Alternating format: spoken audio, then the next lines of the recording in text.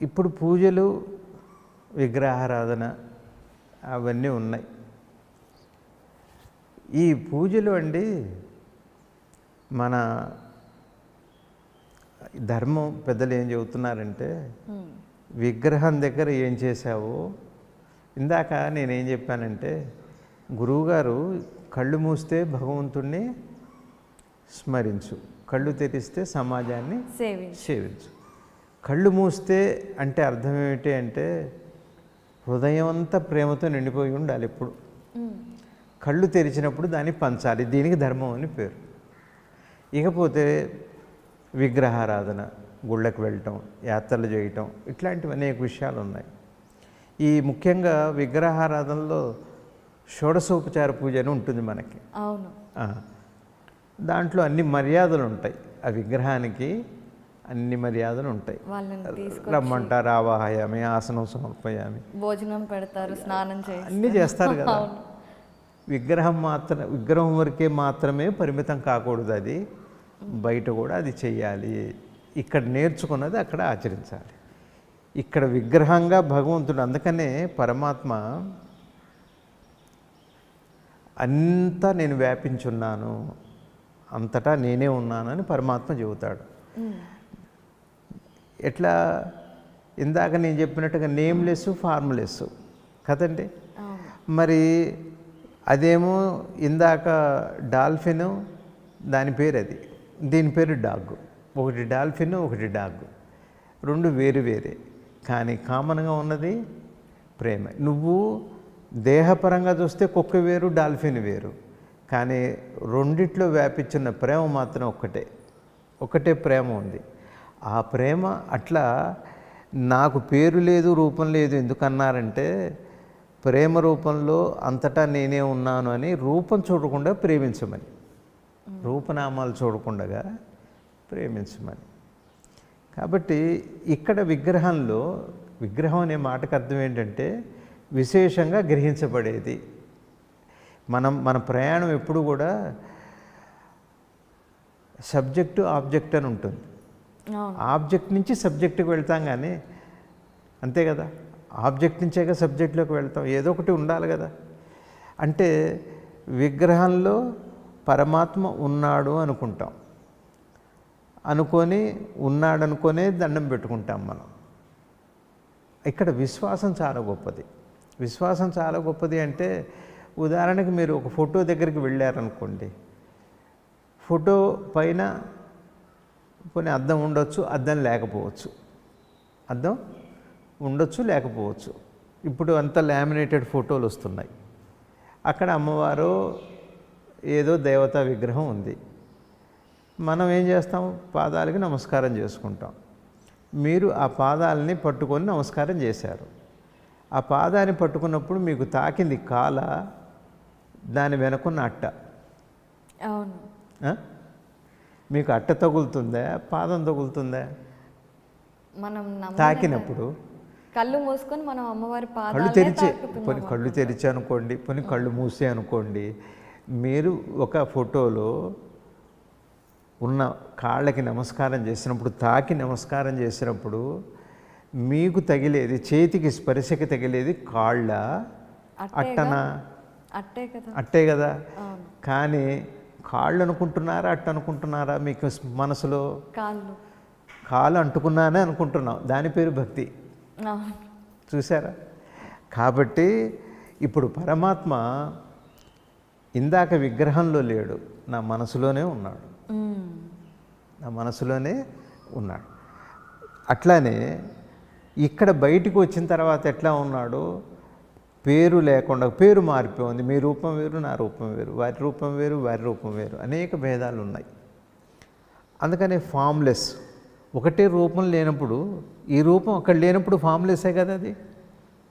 ఈ పేరు అక్కడ లేదు, నేమ్లెస్సే కదా అది. ఇప్పుడు 100 డాల్ఫిన్స్ ఉన్నాయనుకోండి, ఏ పేరు పెట్టి పిలుస్తారు? మనలాగా లక్ష్మి, శైలజ, సీత, అపర్ణ అని పిలుస్తాము మనం? పిలిచినా రావు. ఒక చిన్న అంత ఆహార పదార్థం దానికి చూపెట్టి ప్రేమగా అంటే అన్నీ వచ్చేస్తాయి, 100 డాల్ఫిన్స్ వచ్చేస్తాయి. అంటే దానికి పేరు అక్కర్లేదు, ప్రేమ చాలు పరమాత్మ దర్శనానికి. ఇప్పుడు మీరు అన్నట్టుగా ఇక్కడ ఆవాహయామే అని ఇప్పుడు నువ్వు విగ్రహానికి చేయట్లేదు, నీ మనసులో స్వామి ఉన్నాడు అక్కడ.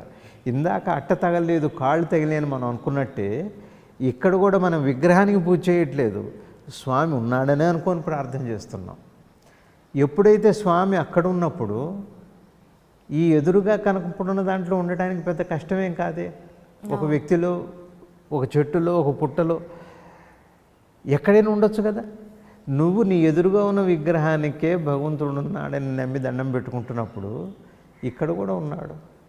ఈ భావంతో మనం భావించి నడుచుకునేటట్టయితే ఎట్లాంటి అశాంతి ఈ ప్రపంచంలో ఉండనే ఉండదు. అంటే షోడశోపచార పూజల పేరుతో ఆ విధంగా చేసి అంత మర్యాదేనండి, అంతా మర్యాదే.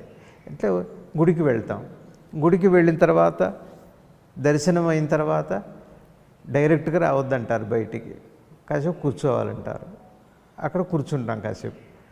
ఎందుకు కూర్చోవాలి అంటే కాసేపు వాళ్ళు ఏదో ప్రసాదం పెడతారు, ఒకసారి ఆ స్వామిని గుర్తు చేసుకొని ఒకసారి మననం చేసుకొని కృతజ్ఞత, నాకు ఇట్లా ఇప్పుడు నాకు ఈ సహాయం చేసావు, నాకు ఈ ఉద్యోగం వచ్చింది, నాకు పెళ్ళయింది, నాకు పిల్లలు ఉన్నారు, ఇవన్నీ నీ దయవల్ల జరిగినాయని ఒకసారి కృతజ్ఞతాపూర్వకంగా ఒకసారి కూర్చోవటం అంటే స్మరించుకోవడం అని అర్థం. మాట్లాడుకుంటూ వెళ్ళి స్కూటర్ స్టార్ట్ చేసుకొని వెళ్ళిపోతే ఇవన్నీ ఆలోచనలు రావు. ఒక్క నింపాదిగా ఒక చోట కూర్చోగలిగితే ఇంత కృతజ్ఞత మనకు వస్తుంది. అట్లానే ఎవరింటికన్నా వెళ్ళినప్పుడు ఇది అలవాటైతే తినంగానే గబగబ చేతులు కడుక్కొని వెళ్ళిపోకూడదు. అన్నం తిన్న తర్వాత వారి దగ్గర ఒకసారి కూర్చొని వాళ్ళకి కృతజ్ఞత చెప్పి ఆ తర్వాత మనసులో గుర్తుపెట్టుకోవాలి, వీళ్ళింట్లో నేను అన్నం తిన్నాను, నేను నీళ్లు తాగాను. ఈ కృతజ్ఞత మళ్ళీ ఇంకో చోటకి ఉపయోగపడుతుంది. కాబట్టి మన ఆచార సంప్రదాయాల్లో ఏం చేసినప్పటికీ కూడా నీకు ఇతరులకి ఊరికే వారధిలా భగవంతుడు ఉంటాడు. నీ జ్ఞాపకం చేయటానికి, అలవాటు చేయటానికి భగవంతుడు అనే పేరుతో, విగ్రహం అనే పేరుతో మనం చేసుకుంటున్నామే. కానీ మిగిలినంతా ఇదే, మిగిలినంతా మళ్ళీ ఇటు రావాల్సిందే, పరమాత్మ పేరుతో ఇటు రావాల్సిందే. అందుకని మనకి విగ్రహారాధన లేదండి, అసలు విగ్రహారాధన లేదు. పరమాత్మ అంతటా ఉన్నాడు అనడానికి నీకు ఇష్టమైన రూపం ఏదో ఒక రూపం అక్కడ పెట్టుకొని ఇంకా మళ్ళీ విగ్రహం కనపడదు, మనకి విగ్రహం కనపడదు, అదే కనపడుతుంది. అందాకెందుకు మన సంప్రదాయంలో గ్రామదేవత ముత్యాలమ్మని, పోలేరమ్మని ఇట్లాంటి దేవతలు ఉన్నారు. అందరికీ ఆ గుడికి వెళ్ళే అవకాశం ఉండదు.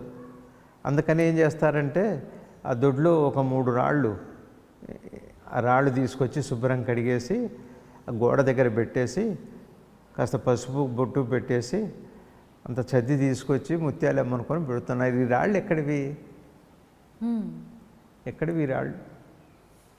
నీ దొడ్లోవి, నువ్వే పసుపు పెట్టావు. కానీ అప్పటిదాకా రాయి, ఇప్పుడు ముత్యాలమ్మవారు. అమ్మవారికి దండం పెట్టుకోమని భర్తని, పిల్లల్ని అందరినీ పిలుస్తున్నాడు. ఇక అక్కడ రాయి లేదండి. అంటే నీ హృదయంలో భావనే అక్కడ ఉంది. అర్థమైందండి? నమ్మకం, విశ్వాసం, భావన. అట్లానే ప్రతిదీ ఇంతే కాదండి. మన సంప్రదాయంలో బట్టలు ఉతికే ముందు, బట్టలు ఉతికేవాళ్ళు, దర్జీ వాళ్ళు ఆ బండకి దండం పెట్టుకొని బట్టలు ఉతుకుతారు. చెప్పులు కుట్టేవాళ్ళు ఆ కత్తికి దండం పెట్టుకొని, దానానికి దండం పెట్టుకొని చెప్పులు కుడతారు. అట్లానే మరి మంగళ షాప్లోకి వెళితే కత్తెరకి, దువ్వెనికి దండం పెట్టుకొని చేస్తారు. అంటే ఏదైతే నాకు ఉపయోగపడుతుందో, నాకు అన్నం పెడుతుంది, అన్నం పెట్టేది అదేగా. అప్పుడు కత్తెర కాదు, అది భగవంతుడు. నాకు ఉపయోగపడుతూ, నాకు సహాయం చేస్తూ, నా వృత్తికి, నా భుక్తికి ప్రతి వస్తువు పరమాత్మే భారతదేశంలో. అందుకని మనకి ఇవన్నీ ఎందుకు వచ్చినాయి అంటే మనకి ఇక్కడ నేర్చుకొని అక్కడ ఆచరించడానికి, ఇక్కడ నేర్చుకున్నది అక్కడ ఆచరించడానికి. గురువుగారు చాలా చక్కగా చెప్పారు. అంటే ఎంతోమందికి ఇవన్నీ పెద్ద పెద్ద ప్రశ్నలు ఇంత సులభమైన జవాబులతో దేవుణ్ణి మనలోనే భావించవచ్చు అనే విషయాన్ని చాలా చక్కగా వివరించి చెప్పారు. ఈ ఐ డ్రీమ్ అన్నది ఒక వ్యక్తిగతమైనదే కాదు, యూనివర్సల్ది డ్రీమ్ అది. ఐ డ్రీమ్ అనే కాదు, ఇది యూనివర్సల్ డ్రీమ్ అది. ఈ డ్రీము ప్రేమతత్వం చేత అందరూ సంపాదించి సుఖశాంతులతో అటు ఇహము ఇటు పరము రెండు సాధించాలని భగవంతుడిని ప్రార్థిస్తూ ప్రేమ స్వరూపాలను మీ అందరికీ నమస్కరిస్తూ ముగిస్తున్నాను. థ్యాంక్స్.